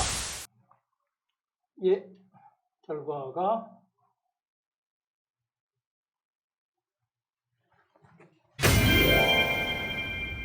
예, 핵융합 장치가 폭발한다 하는 답이 제일 많은데 그거를 피할 수 있는 게 저희가 지금까지 얘기한 핵융합입니다. 핵융합은 폭발이 일어나진 않습니다. 네, 그죠? 그렇습니다. 폭발이 네. 일어나진 않고 네. 이 부분은 아무래도 이따가 또 말씀해 주실 건데 그렇습니다. 예. 이영근 부소장님께서 간단하게 이게 왜 그러면 이렇게 되는지를 그렇지. 좀 말씀해 주시겠습니까? 네, 핵융합 장치 안에는 수소라는 가스가 그 안에 들어 있습니다. 그래서 양이 상대적으로 진공 상태 안에서 있기 때문에 양이 얼마 되지를 않습니다. 그리고 그 플라즈마가 높은 온도를 유지를 못하면 플라즈마가 금방 꺼져버립니다. 예. 그렇기 때문에 그 안에 얼마 되어 있지 않은 양이 만약에 조금 세어버리면 그 높은 온도를 유지할 수 있는 조건을 만족 못하기 때문에 플라즈마가 그냥 꺼져버린다. 이렇게 이해하시면 될 것 그러니까 같습니다. 다시 얘기하면 우리가 뭐 불을 붙이려면 네. 연료가 있어가지고 그게 계속 공급되고 네. 그렇습니다. 같이 예. 들어가야 네. 불이 계속 붙는 네. 건데 네. 이 플라즈마 이거는 네. 그 불이 계속 붙게 하기 위한 조건이 굉장히 복잡합니다. 그렇습니다. 네. 그런데 거기에 구멍이 뚫린다면 그 불을 붙일 수 있는 조건이 아예 깨져버리는 아, 거죠. 깨져버려서 네. 플라즈마 네. 죽어버리는 그야말로 거죠. 네. 폭발이 일어나는 게 아니라 그냥 어떻게 보면 피시식 그렇습니다. 네. 정말로 그래서, 그렇습니다. 예. 그러니까 그래서 지금까지 많은 뭐 에너지원이 있었습니다만은 이 핵융합에서 특히 이제 핵융합 하시는 그 전문가분들이 자부심을 갖고 미래 에너지다라고 자신 있게 말씀하실 수 있는 게 이거는 위험성 관점에서 뭐가 시스템이 잘못돼서 뭐 우리도 네. 원자력에서 뭐 후쿠시마 사고도 있고 그렇습니다. 이렇습니다만은 예. 뭔가 잘못됐을 때 그것이 어떤 심각한 위험을 초래하지 않고 네. 없습니다. 저절로 그냥 그 위험이 해소된다는 그렇습니다. 게 예. 아주 특징 중에 하나라고 생각하시면 될 것 음. 같습니다. 자, 그러면 이제 여기에서 이 산업계 아까 저기 정기정 단장님이 말씀하실 때 그 7개 세계 최고의 맨 앞에 나선 국가들입니다. 과학기술 수준도 세계 최고 수준에 있는 7개 국가가 힘을 합쳐서 지금 만들고 있는 게 이제 이터인데 여기에 사실 조그만 거 하나만 납품한다 하더라도 굉장한 거거든요, 이게. 근데 그런 쪽에 우리나라에서 지금 제품을 현물로 또 현금을 받아서 연구해서 개발해서 이렇게 납품하고 있는 그런 회사들이 있는데 오늘 그 중에 하나가 KAT입니다. 그래서 이번에는 이런 이터 사업 또 K스타 사업이 그런 최첨단을 가는 그런 기술 개발하는 데 있어서 국내 산업계는 어떤 저희가 기여를 하고 있고 또 이런 걸 통해서 나중에 어떤 부가가치를 만들어낼 수 있는가 하는 부분을 직접 오늘 KAT의 유성택 상무님으로부터 듣도록 하겠습니다. 좀 말씀해 주시겠습니까? 네, 안녕하세요. 저희 KAT의 영업 부문을 맡고 있는 유성택 상무입니다. 간단히 KAT는 이제 K가 그 키스 와이어 어드밴스드 테크놀로지, 원래는 KAT가 그 영어로 되어 있고요. 그 키스 와이어라는 회사는 사실 이제 고려제강이라는 그 모 회사를 저희가 뜻합니다. 그래서 고려제강은 이제 와이어로 분락 경강선 등 특수 성재나 타이어에 들어가는 이제 스틸 코드 비드 와이어를 만드는 회사인데 와이어를 만들다 보니까 좀 기술적으로 좀 더 오리엔트되고 또 기술적으로 좀 거창하지만 입국이 될 수 있는 그런 기술을 만들고자 저희 그 오너께서 이제 슈퍼 컨덕팅 와이어 이제 초전도 선제를 이제 시작하게 됐습니다. 그래서 2004년 3월 9일 날 이제 창립이 돼서 지금 뭐 고1입니다. 17살입니다. 근데 이 회사가 이제 지금의 이제 KAT로 성장할 수 있었던 가장 큰 계기는 K스타와 이터라는 그런 큰 축이 있습니다. 그 축이 없었다면은 지금도 이제 아마 존재하기가 힘들 정도로 이제 어려운 상황일 수 있습니다. 그래서 저희가 그 보시면은 뭐 자부하는 것은 KAT 주식회사는 초전도 선제 제작에 세계적 기술을 보유하고 있다. 한 5에서 6개 회사들이 만들고 있는데 저희가 감히 탑티어에 들어가는 그런 회사다라고 좀 자부를 하고 있습니다. 그래서 이 초전도 선제를 조립하는 공정을 저희가 좀 간단하게 그 도식화해서 그림으로 좀 만들어 보았습니다. 근데 가장 중요한 거는 여기서 이 포인터가 없어서 좀 그런데 저기 카파 빌렛이라는 거 옆에 리오빔 로드라는 게 있습니다. 저 리오빔 로드라는 그 중요한 그 재료를 갖고서 그 카파 빌렛에 구멍을 뚫는 작업을 우리가 건드릴이라고 하는데 건드릴 해놓은 곳에다 카파 그 MB 로드를 집어넣어 가지고 저희가 이제 저희 잘하는 게 이제 선재를 이제 늘리고 인발 신선하는 거를 저희가 좀 잘한다고 자부하는 회사이기 때문에 저걸 통해 가지고 계속 늘리고 그런 작업을 통해서 궁극적으로는 처음에 시작한 그 카파 빌렛의 그 외경은 300mm입니다. 하지만 우리가 1차적으로 서플리멘트를 만드는 그 마지막 그 사이즈는 7.6mm가 나옵니다. 그래서 그 7.6mm의 우리가 섭 엘리먼트를 갖고서 두 번째로 이제 선재를 제조하는 작업을 시작합니다.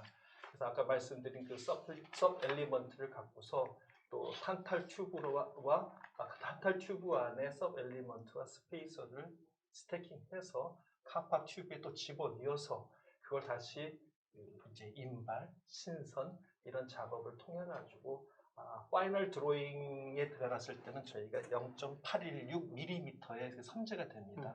굉장히 이제 0.816이니까 가는 선재가 됩니다.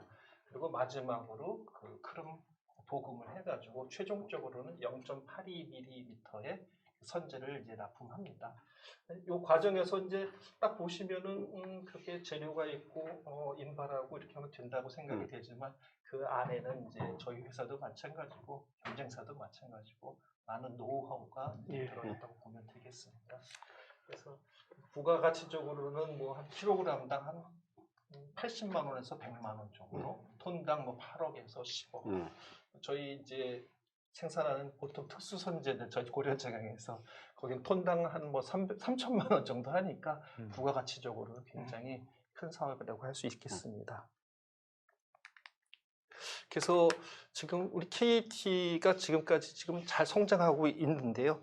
아까 정 단장님께서 이제 우리 K스타와 이토를 통해 가지고 좀 성장한 업체들이 몇 개 있다. 그래서 B를 언급하셨는데 저희가 B사인데요. 저희가 이제 K스타를 통해 가지고 저희가 그 니오비움 틴 초전도 선재를 납품하게 됐고요. 바로 이것이 이제 저희가 이제 입성을 하게 된 겁니다. 이제 입성하게 됐고, 하지만 여기서 이제 끝날 수도 있었는데 이터라는 과연 그 큰 그 프로젝트가 이제 시작이 돼서 저희가 이터 물량 총 620톤 중에 141.6톤, 총 23%. 아까 그 TF하고 CS 선재로 좀 나눠지는데요.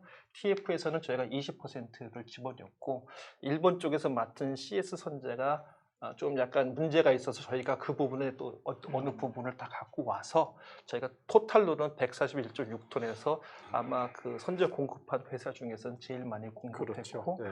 성공적으로 납품을 했습니다. 단면을 보면은 이제 아까 그 건드릴에서 집어넣고 그걸 0.816mm로 뽑아낸 그걸 찍은 단면들인데요. 저 단면은 저런 식으로 좀 포함되어 있고요. 과연 K스타와 이터를 기반으로 하니까 주위에서 많이들 이렇게 찾아주고 불러주십니다.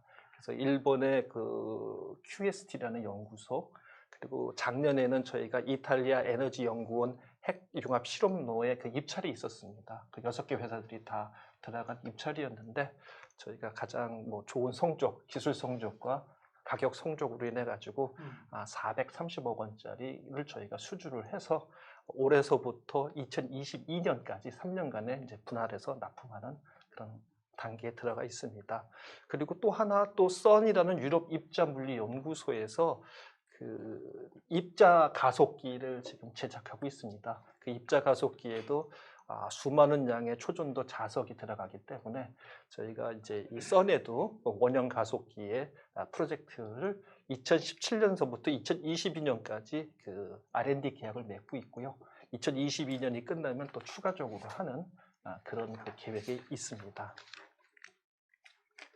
그래서 다시 아까 말씀드리면은 이제 저희가 이제 그 원자재를 통해 가지고 MB3 초전도 선재를 KAT가 만들면은 그 다음에 이제 케이블링을 선을 이제 꼬아줘야 되고 그런 케이블링을 넥상스 코리아라는 데 곳에서 하고 그걸 최종적으로 자키팅 조관하는 데는 이탈리아에서 하고 그걸 다시 일본에 가서 자석을 감아서 그래서 열 처리하고 초전도 자석이 결국은 이터에 납품되는 그런 플로우가 진행되고 있습니다. 그래서 저희 회사가 이제 이게 너무 불특정 다수를 상대로 하는 그런 이게 영업이 되면 좋은데 굉장히 아주 특정 소수에만 하기 때문에 앞으로 이제 우리나라도 K데모도 빨리 좀 진행이 돼서 이 기술이 사장되면 안 되니까 그런 그 바람이 있고요. 주위에 아까 중국이나 유럽은 굉장히 활발한데 우리나라도 그에 부응해서 잘 진행됐으면 하는 바람입니다. 이상입니다. 예, 지금 말씀해 주셨는데 그러니까 이 K스타도 그렇고 어쨌든 핵융합 여기에서 이제 핵심이 보면은 아주 그 플라즈마가 뭐 온도도 높여야 되지만 또 진공도 해야 되고 또 하나는 그걸 위해서 엄청나게 센 자기장이 필요한 그렇습니다. 거죠. 예. 그 자기장을 만드는데 바로 이 케이블이 이제 쓰이고 있다는 것이 되겠습니다. 그래서 어쨌든 뭐 작지만 우리가 세계에서 아주 손꼽는 거의 아주 드문 기술을 가지고 있는 그런 회사에 대한 소개가 있었습니다.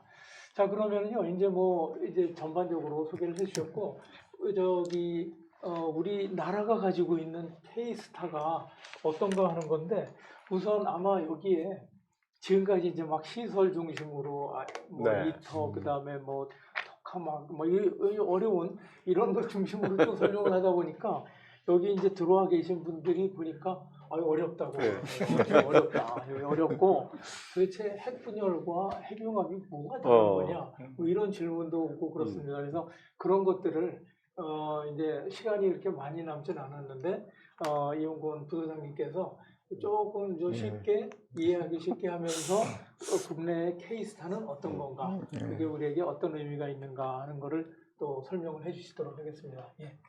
네, 안녕하십니까. 국가핵융합연구소 이영권 연구원입니다.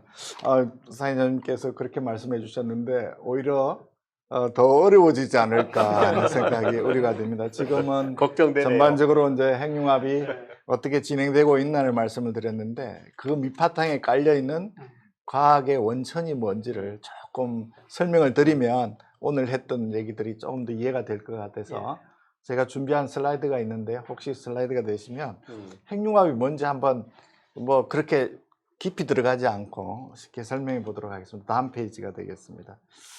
이 인류에는 4가지의 근본적인 힘이라는 게 다음 페이지 혹시 됩니까? 요걸로? 예, 요걸로. 됐어. 네. 왼쪽에 보시면 우리가 잘 아는 중력, 전자기력이 있고 그 다음에 물질을 가장 구성하고 있는 핵력이라는 게 있습니다. 그래서 이제 중력이라는 건 우주가 이제 구성하고 있는 거고요. 우리가 살아가고 있는 이 모든 건 전자기력이 되겠습니다. 우리가 행체를 만들고 이런. 근데 우리가 쓰고 있는 모든 에너지의 99.9%는 핵력이 되고 100%가 다 핵력으로 이렇게 이해하시면 되고 그 핵력 중에는 핵융합 에너지와 핵분열 에너지라는 게 있습니다. 핵융합 에너지는 태양에서 일어나는 핵융합 에너지인데 우리 인류가 살고 있는 모든 에너지 자원은 다 태양으로부터 나오는 핵융합 에너지 자원이 되겠습니다. 그래서 그렇게 되고요. 우리가 사용하고 있는 석탄, 석유도 태양이 지난 338억 년 동안이나 지구 속에서 묻어놨던, 저장해 놓았던 핵융합 에너지를 지금 끌어 쓰는 거고요. 우리가 흔히 청정 에너지라고 하는 이 바람이라든가 수력이라든가 태양력 에너지는 그거는 바람은 뭐냐면 태양에서 오는 핵융합 에너지가 좀 낮은 곳에 있는 지구를 바람을 이렇게 일으켜 가지고 기상을 일으켜서 그걸 이용하는 거고 수력은 뭐냐면 낮은 곳에 있는 물을 끓여 가지고 위쪽으로 올려줍니다. 그럼 그걸 이용하는 거라서. 그리고 우리가 가장 중요하게 하는 것은 식물입니다. 강합성 작용을 통해서 식물이 만들어지고 그것이 이루어지는 것이고 그것을 우리가 응용을 해서 이것을 약간 변형을 해서 난방용으로 쓰거나 운송용으로 쓰거나 또 이렇게 조명용으로 쓰거나 하고 있습니다. 그 다음에 인류가 중간에 에너지가 과학기술적으로 발견한 에너지가 있는데 그게 핵분열 에너지가 되겠습니다. 그래서 짧은 시간 동안에 50년 전부터 저희가 핵융합 에너지를 지구상에서 사용을 하고 있습니다. 그러면 핵융합 에너지라는 것은 태양에서 일어나는 건데 태양에서는 1초당 약 질량결손이 400만 톤이 없어지면서 정말 3.6 곱하기 10의 26승이라고 할 수 있는데요.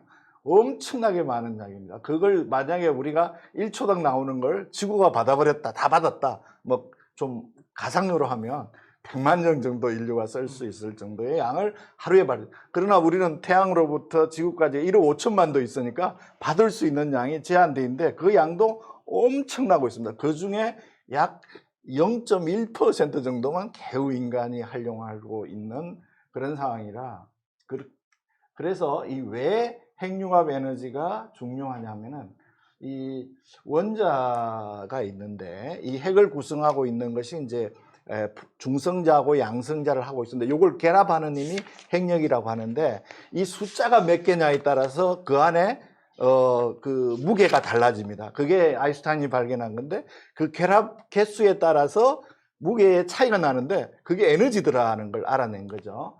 그래서 철이 가장 안정적이고요. 철보다 무거운 원자는 이게 이 구석 붙어 있는 이것을 떼내니까 에너지가 나오는 거, 또 수소와 같이 이 핵의 무게가 작은 것들은 융합을 해서 더 많이 붙이니까 오히려 더 에너지가 낮아지고 바깥으로 에너지를 내놓아서 그렇게 되더라. 그래서 핵 분열과 핵융합은 원자력 에너지와 핵융합 에너지는 같은 핵으로부터 나오지만 하나는 분열로부터 나오는 거고 하나는부터 융으로 나오는데, 융합에서 나오는 것은 아시다시피 태양에서 일어나는 거고, 이것은 우리가 인류가 사용하고 있는 원천적인 것이 되겠습니다.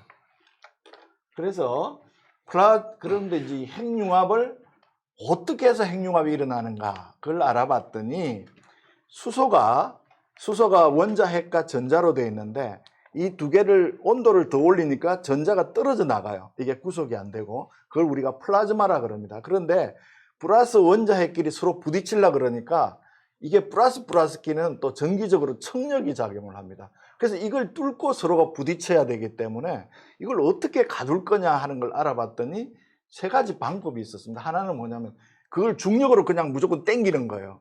그렇게 하려면 이 중력이 너무너무 커야 됩니다. 그래서 이 별과 같이 아주 큰 물체만이 그걸 당길 수가 있어요. 근데 지구상에는 수소를 당길 수가 없습니다. 지구 중력은 너무 약해요. 당길 수 있는 거는 산소와 질소 정도만 당길 수 있습니다. 우리가 화학적으로 탈출 속도라는 게 중력에서, 그러니까 수소도, 태양에서는 수소도 도망을 못 하는 거예요. 그런데 지구상에서는 수소 같은 게 다 도망을 가버려요. 왜냐하면 이만한 온도에서는 다 탈출 속도를 너무 가볍기 때문에. 그래서 중력에 의해서 일어나는 것은 지구상에 일어날 수 없다. 따라서 중력에 의해서 핵융합이 일어날 수 있는 물질을 우리가 하늘에서 쳐다보고 스타라고 표현을 하고, 그게 대표적인 것이 선이 되겠습니다. 태양이 되겠고요. 지구상은 그걸 이룰 수 없어요. 그러면 다음으로 과학기술적으로 할 수 있는 방법이 뭐냐? 관성에 의한 방법이 하나 있을 수 있습니다. 이건 뭐냐면 수소를 이렇게 모아놓고요, 중간에 레이저가 와서 탁 때려버리면 순간적으로 옹축이 되면서 이때 핵융합 반응이 일어날 수 있습니다. 이런 방법을 관성에 의한 핵융합 방법이라고. 그 다음에 이제 과학기술적으로 알아내는 건데, 우리가 중학교 물상 시간에 우리가 그런 걸 배우게 됩니다. 보면 전기를 띠고 있는 물체가 자기장을 지나면 로렌츠 포스를 받습니다. 오른쪽으로 힘을 받습니다. 그래서 자기장이 있는 곳에다가 아까 전기를 띠고 있는 플러스 전기와 마이너스 전기를, 핵과 전자를 이렇게 보내보니까 이렇게 오른쪽으로 힘을 받는 거예요. 그 힘을 받으니까 이걸 동그란 모양을 만드니까 자기가 힘을 받아서 도망은 가는데 결국은 그 위치로 돌아올 수가 있는 거죠. 그래서 이걸 공중부양을 시킬 수가 있는 거예요. 이 1억도 되는 높은 온도가 필요한데, 이 높은 온도를 벽에 부딪히지 않고 가둘 수 있는 방법이 뭐냐? 자기력을 이용하면 되더라. 이렇게 이해가 됐어. 그래서 자기력을 이용해서 이걸 온도를 하면 되는데, 그렇게 하려면 이게 핵융합이 이제 계속 에너지를 이용하려면 이게 많은 숫자의 높은 온도가 필요하고, 그다음 남은 많은 입자의 개수가 필요한데, 그걸 갖아내는 기술, 이 세 가지가 필요한데, 현재 1억도 정도의 온도만 도달하면 우리가 핵융합을 지구상에서 실행을 할 수 있더라.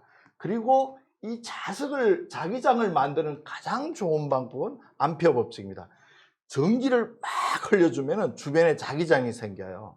그런데 그 전기를 많이 흘려줄 수 있는 게 뭐냐면 지금 KT가 생산하는 초전도 선제가 되겠습니다. 그러면 초전도 선제는 좋은 게 뭐냐면 전기를 많이 흘려주면 우리가 뭐냐면 I 제곱 R이라 그래서 열이 발생하는데, 초전도 자성은 R이 제로예요. 저항이 제로니까 그게 열이 없는 거예요. 그래서 무한히 사용할 수 있습니다. 그래서 발전소가 되려면 자기장을 만들어내는 것에 가장 원천이 이 초전도 자석이고, 그 다음에 이 플라즈마를 공중부양시키고 이렇게 용기 내에 가둘러서 플라즈마를 만들 수 있는 것이 그 용기가 진공용기가 되겠습니다. 그래서 두 부품이 핵융합에 있어서의 핵심적인 부품이 되겠습니다. 그래서 여기서 이제 이렇게 돼서 요게 이제 핵융합 로가 이렇게 지어지면 거기서 이제 중성자가 나오고 열이 나오게 됩니다. 그러면 그 열이 나오면 그 연교환기를 통해서, 발전기를 통해서 에너지를 만들어내는 것은 다른 거하고 똑같습니다. 그래서 지금 인류가 지난 60년 동안 엄청나게 많은 기초 연구를 진행을 했습니다. 그리고 모든 나라들이 이걸 실용화하는 데는 하나의 장치만 좀 지어보자. 거기에서 모든 나라들이 그 리스크를 감수하고 그래서 이트라는 장치를 짓자고 협약을 했고요. 이트가 성공을 하게 되면 그 위에 실제적인 전기를 뽑아내는 데모가 만들어지는데 이 과정에서 우리나라는 늦게 출발을 했지만 K스타라는 장치를 통해서 세계적인 원천 기술들을 다 확보했고 이트에서 핵심적인 역할을 진행을 하고 있습니다. 그래서 저희가 자랑스럽게도 7개국의 하나의 회원국이 되었고요. 그래서 국내에서는 뭐냐면 이 좀 늦게 출발했지만 과학기술이 빠른 시간에 따라잡기 위해서 중간 진입 전략을 세웠습니다. 가장 최첨단의 재료를 가지고 기술을 가지고 지어서 그 옛날에 지었던 장치의 기술을 다 흡수하면서 이터 쪽으로 나가자. 그래서 그 이름을 아까도 퀴즈에서 나왔지만 코리아의 벨이라고 해서 K스타라고 이름을 지어서 그걸 성공을 했고 그다음 지금 10년 동안 운전을 해서 다음 페이지 저희가 이게 K스타라는 장치는 아마 시청자님들도 K스타에 핵융합 연구소에서 많이 보셨을 것 같은데 현재 이 장치가 설치가 되어 있습니다. 이 길이가 한 10m, 높이가 한 10m인데요. 이트는 요거에 한 3배 정도, 30m. 그냥 콜로세움 같고요. 어쨌든 이 연구 장치가 국가핵융합연구소에서는 다음과 같은 성과를 냈습니다.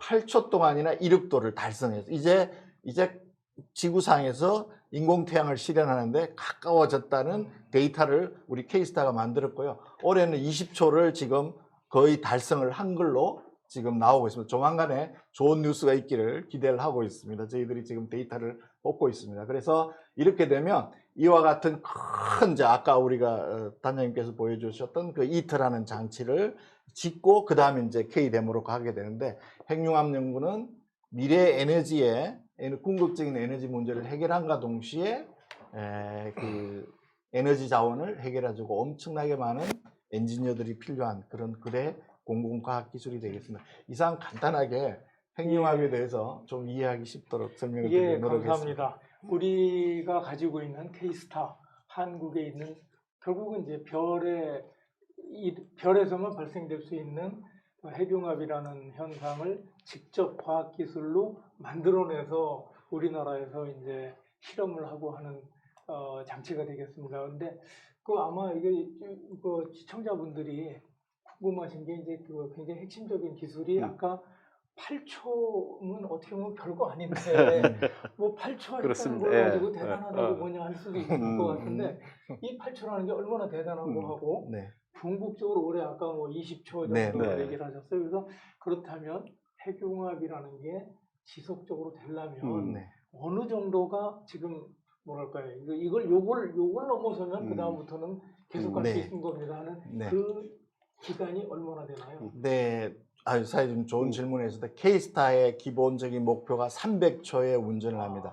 K스타 규모에서 이터보다 3분의 1 규모에서 300초를 운전하면 앞으로 365일 동안 계속 플라즈마를 켜서 핵융합 반응을 일으켜서 단속하지 않고 계속해서 전기 에너지를 뽑아낼 수 있다는 물리적인 검증이 된 겁니다. 그래서 지금 저희가 325년에 이제 달성 목표를 갖고 있고요. 해마다 이렇게 그 연장을 해 나가고 있고 작년에 8초 했고 올해는 20초를 목표로 하고 내년엔 좀 더 이렇게 확대하게 끌고 가면 이게 이제 그걸 오랫동안 이렇게 안정적으로 유지해 나가려면 여러 가지 기술들이 과학기술적인 기술들이 있습니다. 저희 연구소에 지금 400명 직원들이 그 문제를 해결하기 위해서 지금 진행을 하고 있고 한 25년 정도에는 300초를 보여드려서 지금 질의하신 내용처럼 이제는 핵융합이 계속해서 끌고 가서 상시적으로 할 수 있다 이런 걸 보여줄 수 그렇죠. 그래 저희들이 이제 상당히 앞섰다라고 얘기할 수밖에 없는 것이 이터도 그 공동 이행 협정에 따르면은 400초를 목표로 하고 있거든요. 400초를 목표로 하고 있는데 우리는 2025년 경이면은 이미 300초를 달성을 하잖아요. 근데 이터는 아마도 그거보다도 한 15년 정도 후가 되지 않을까. 그 달성 목표가 어떻게 됐건 지금 우리 이용건 박사님 설명대로 300초나 400초를 달성을 하면은 그 이유는 그 연속적인 운전이 가능한 모든 물리적 현상을 다 규명할 수 있다. 이렇게 보는 것이 300초다 400초가 갖는 의미라고 그렇게 이해를 하시면 될 것 같습니다. 그러니까 지금 이제 궁금하실 게 아까 얘기했지만 1억도라는 온도가 유지가 돼야 되고 그렇습니다. 예. 그 1억도라는 온도를 얼마만큼 지속적으로 그렇습니다. 예. 유지시킬 수 있느냐 하는 거가 보면은 여러 가지 과학 기술이 필요한 거죠. 네. 그러니까 네.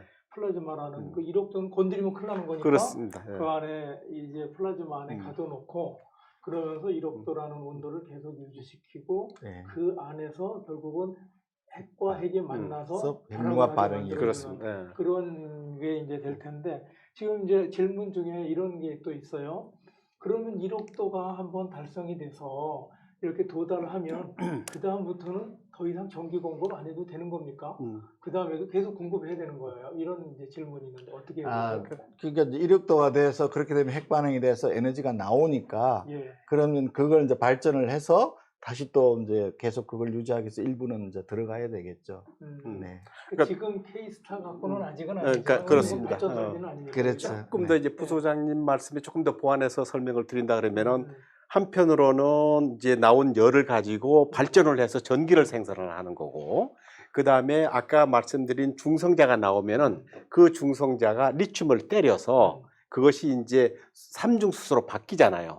그러면 그 삼중수소로 바뀐 것을 삼중수소를 잘 분리를 해서 다시 핵융합 발전로 안에다가 넣어줍니다. 그렇게 되면 중성자가 들어가서 반응을 일으키니까 지속적으로 1억도나 1억 5천만 도를 유지해 준다. 근데 혹이라도 부족한 에너지가 있다 그러면 그것은 가열 장치로부터 더 보충을 해줘야 된다. 이렇게 이해를 하시면 될 것 같습니다. 말씀하신 게 300초 정도가 유지가 된다면, 그러니까 이제 K스타 규모에서 네.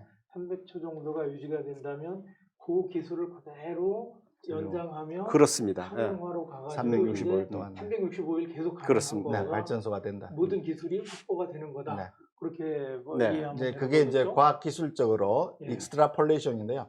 300초 동안에 스테이블하게 안정적으로 그 영어로 이제 스테디 스테이트 오퍼레이션이라고 하는데 예. 그렇게 되면 이 K스타급에서는 이틀은 이제 한 3,000초 정도를 쭉 끌고 가서 그게 안정적으로 이제 핵융합이 계속 일어나면서 가면 그 다음부터는 이제 지속적으로 끌고 가는 문제이지 더 이상 물리적인 문제는 없다 이런 걸 네. 이제 표현해 주는 것이 되겠습니다. 아마 궁금하신 그 질문 중에 하나만 또 먼저 네. 하고 저희가 퀴즈 네, 조금 네, 몇가지 말씀드리도록 질문이 하겠습니다. 맞나요? 예. 그러니까 이렇게 결국은 핵이라는 게 이제 네. 고밀도, 네. 정말 엄청난 밀도의 에너지가 있는 건데 네. 이렇게 고밀도 에너지를 다룬다고 할 때 위험성은 어떤가요? 하는 질문이 있어요. 그 반대입니다. 네. 이게 핵융합이 지난 60년 동안 핵분열하고 같이 출발했는데 핵분열은 그걸 에너지화하고 우리가 과학기술을 이용하는데 그렇게 오랜 시간이 걸리지는 않았습니다. 한 10년 만에 발전소를 짓고 했습니다. 핵융합이 어려운 게 그 반대입니다. 고밀도를 못 만듭니다. 왜냐하면 플라즈마를 만들려면 고체 상태에서는 플라즈마를 만들기가 굉장히 어렵습니다. 액체도 어렵고. 그래서 이게 기체 상태가 되는 이게 아보가드로 숫자입니다. 이 상태에서도 플러스와 마이너스를 이렇게 분리해버리면 서로가 붙어버려서 플라즈마 유지를 못합니다. 그래서 이걸 진공을 만들어가지고 어느 정도 아주 적은 숫자의 가스를 넣어야 이게 전자와 이 핵이 분리가 되거든요. 그러다 보니까 그런 상태에서 핵끼리 부딪혀야 되니까 거꾸로 아까 말씀드린 진공 용기 안에서 들어있는 숫자는 공기에 들어있는 아보가드로 숫자보다 10의 마이너스 6성 100만 분의 1 정도밖에 안 들어있습니다. 그래서 그걸 조금 더 올렸으면 더 핵융합이 잘 일어나는데 조금 더 올리면 꺼져버립니다. 그래서 그게 굉장히 과학기술적으로 챌린지하기 때문에 거꾸로 반대입니다. 저밀도입니다. 상대적으로 봤을 때. 그리고 그 상태에서 고온이 되지만 자기장이 그걸 충분히 공중부양을 안으로 가두기 때문에 안전에서는 크게 문제가 그러니까 없습니다.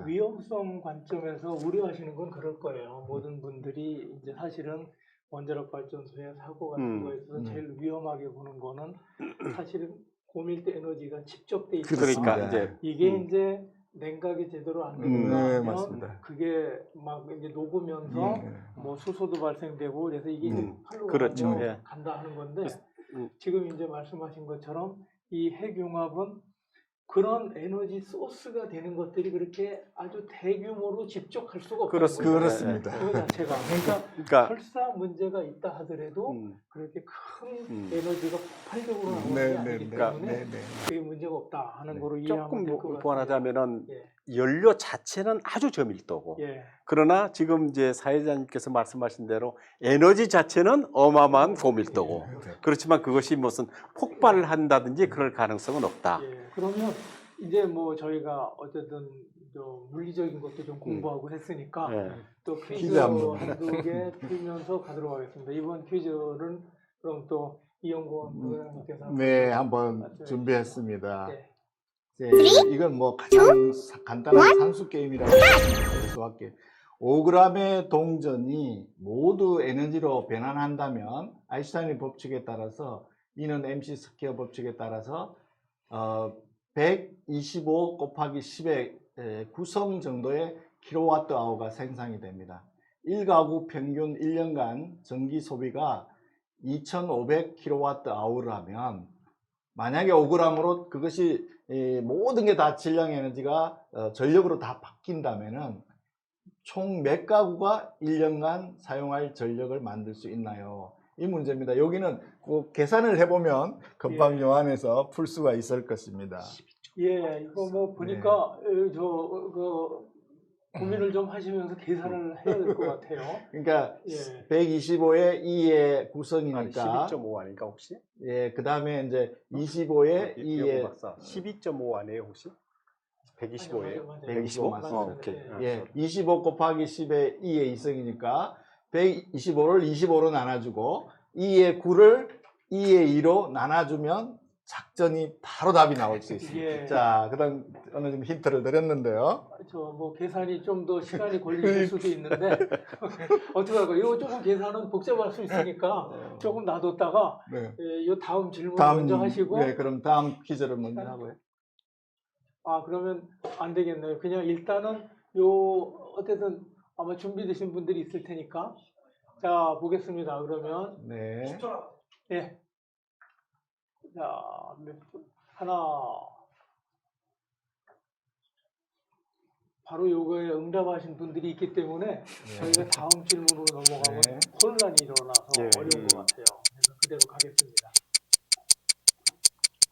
3, 2, 1. 하겠습니다.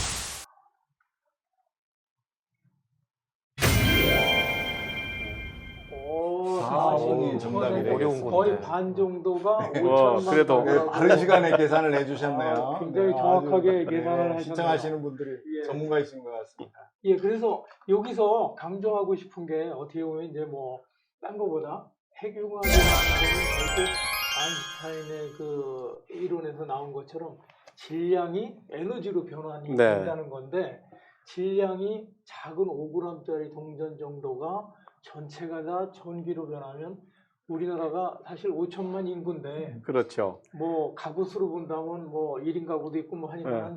한 1,500만 내지 2천만 가구 정도 네. 본다면 우리나라에는 적어도 2년은 2년 쓸 이상 그렇습니다. 쓸 수 예. 있는 네. 거를 요 5g짜리 동전 하나가 다 바뀌면 네. 에너지로 바뀌면 전기로 바뀌면 된다는 얘기죠. 그래서 그만큼 저희가 중요한 거는 그런 에너지를 뽑아내려니까 그만큼 어려운 기술이 필요한 그렇습니다. 거고 실질적으로. 또 뭐 당장 안 되는 겁니다. 음. 그래서 저희가 궁극적으로는 지금 꾸준히 개발해 가면서 미래를 위한 기술을 지금 개발해 가고 있습니다. 혹시 또 질문이 하나 더 네, 있을까요? 하나 더 준비됐는데 혹시 준비됐나요? 오늘 제가 잠깐 말씀을 드렸는데요. 핵융합을 위해서는 고온의 플라즈마를 가두어야 된다고 아까 설명을 드렸습니다. 플라즈마를 가둘 수 있는 방법은 여러 가지가 있는데요. 다음에 4가지 중에서 아닌 것은 하나 고를 수 있을 겁니다. 첫 번째 중력입니다. 두 번째가 간성을 이용한 방법이고요. 그 다음에 세 번째는 자기력, 전자기력을 이용하는 방법이고, 네 번째는 압력이 되겠습니다. 그래서 아까 제가 마지막에 좀 말씀을 예. 드렸는데 아마 이건 쉽게 맞힐 것 같습니다. 예, 다 예, 보겠습니다. 아닌 것을 선택하겠습니다. 아마 90%가 아, 예, 이거 네, 그 이제 반 정도는 관속력이라고 하셨는데 예. 아마 그 아까 제가 시간이 모자라서 예, 빨리 그럴 건너뛰는 것 바람에 예, 그런 것 같습니다. 답은 뭐죠? 압력이 되겠습니다. 압력은 이게 예. 뻗어나가는 거라 예. 가두는 것은 이제 예, 전자기력이고 저희가 결국은 아까 그 플라즈마, 고온의 플라즈마를 유지하고 가두어두는 게 이 사실 이 융합을 이용을 해서 5페이지로 좀 핵융합을 이용해서 바꿔주시겠습니다. 저희가 에너지를 뽑아내는 핵심인데 그 여러 가지 부수적인 장비라든가 이런 걸 우리가 어떻게 개발해 가고 있고 또 국제적으로 이거 도저히 혼자서 못하니까 여러 나라에서 그렇습니다. 같이 예. 돈도 내고 기술도 합치자 해갖고 진행을 해가고 있는 게 이제 이터 사업인데 거기에 우리가 참여하면서 어떻게 기여하고 있는가 하는 걸 오늘 같이 이제 전문가분들을 모시고 얘기를 했습니다. 그래서 당장 오늘의 에너지는 아니지만 궁극적으로 이 우주가 가질 수 있는 궁극적인 에너지인 것 같아요. 결국 뭐 태양이라든가 별이라든가 다 이게 이 에너지로 움직이는 거니까 그렇다면 이 에너지를 이제 인간이 도전을 하는 겁니다. 예, 도전을 해서 궁극적으로 지금 이제 앞으로 2050년을 우리가 목표로 하고 있는데 2050년이면 우리 인간이 어떻게 보면 유일하게 정말 이 우주를 창조하신 신이 만들어 놓은 그 에너지 소스, 에너지원 이거하고 동일한 기구로 에너지를 우리가 인간들이 이제 만들어가는 거가 될 것 같습니다. 아마 그렇게 된다면 그동안에 우리가 갖고 있는 에너지 자원의 부족함 이런 것에 대한 고민도 거의 다 해결이 될 것 같아요.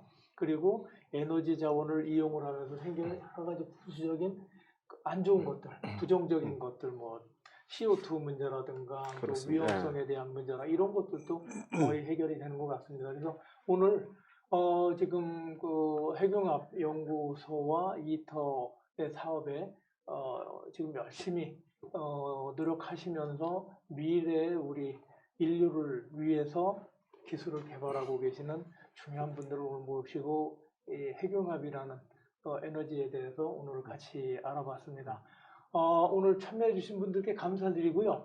단지 끝나기 전에 저희가 퀴즈 참여하신 분들에게 이 선물을 드려야 될 것 같아요. 이게 아마 오늘 조금 더 머리도 더 쓰셨고 뭐 고민도 많이 하셨을 수밖에 없는데 이 참여하신 분들께 지금 선물을 드리도록 하겠습니다. 지금 그러면 저희가 랜덤하게 뽑아서 답하신 분들 몇 분을 뽑아서 오늘 선물은 뭔가요? 커피입니다. 커피. 네, 커피를 따끈한 커피를 저희가 온라인으로 배송을 해드릴 테니까 근처에서 맛있게 드시기 바랍니다.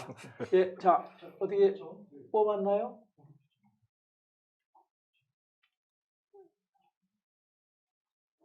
자,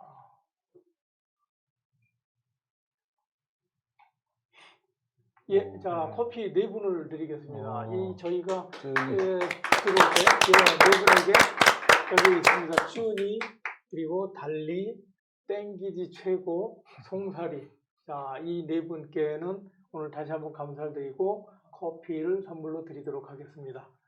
예, 자 여기까지 오늘 같이 해주신 모든 분들께 다시 한번 깊은 감사를 드립니다. 자, 자, 감사합니다. 고맙습니다. 예, 예, 수고하셨습니다. 감사합니다. 예.